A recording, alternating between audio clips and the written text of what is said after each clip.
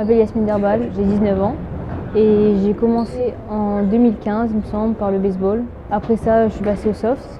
J'ai fait ma première équipe de France moins de 16 ans en 2017. J'ai intégré après ça le pôle France de Boulouris pendant 4 ans.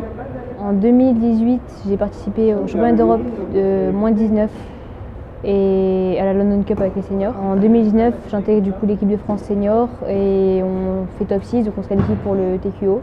2020, je mute chez les Comanches de Saint-Raphaël et en 2021, du coup, je fais mon championnat d'Europe senior. Aujourd'hui, je fais mes études aux États-Unis.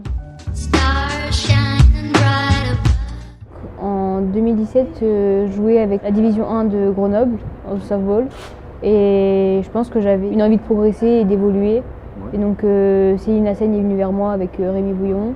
Ils m'ont proposé d'intégrer le pôle. J'avais directement des objectifs d'intégrer des équipes, l'équipe de France senior, d'évoluer à plus haut niveau.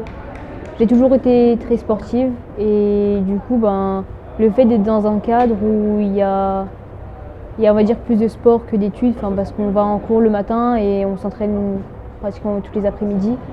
Donc ça m'a vraiment plu parce que j'avais vraiment l'impression d'être dans mon élément, quoi. Ça a été vraiment fluide parce que j'ai fait les moins de 16, les moins de 19 et entre temps j'avais fait la London Cup, donc j'avais vu un peu les seniors, un peu à quoi ça ressemblait.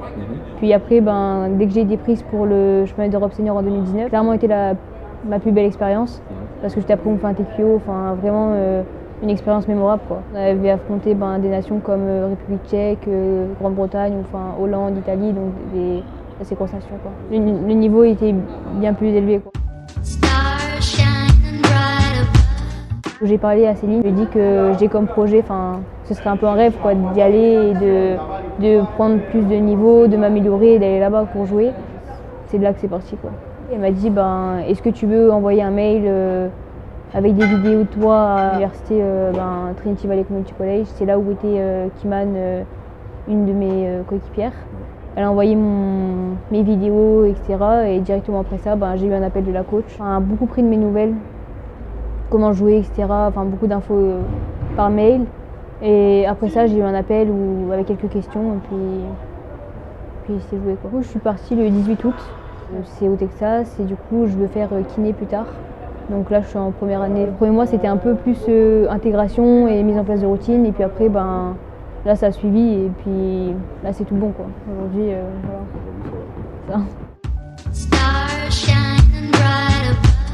C'est en junior college, c'est en JUCO. Et après, j'ai comme projet, bien sûr, de transférer dans une plus grosse université, si possible une D1. Voilà, donc après il y a D1, D2, D3, il y a énormément de niveaux. Dans le Texas, du coup, il y a des conférences. Et donc moi, je vais affronter toutes les équipes de ma conférence pour objectif d'être premier cette conférence pour aller après au championnat régional, au championnat national. On commence le 29 janvier jusqu'à fin mai et il me semble qu'on enchaîne normalement tous les mercredis et les samedis des matchs des équipes. Je dirais que le niveau il est déjà plutôt bon.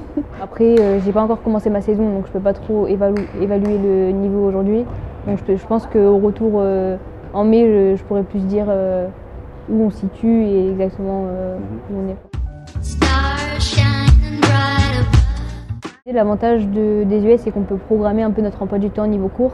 Donc moi, ce que j'ai fait, c'est que j'ai pris 3 classes en personne et 2 en ligne. Comme ça, j'avais plus de temps pour moi pour des entraînements supplémentaires si j'avais envie.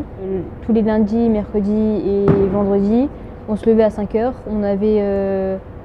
On avait muscu à gérer 5h20. Après ça, on enchaînait avec un cardio, donc on finissait généralement à gérer 7h30.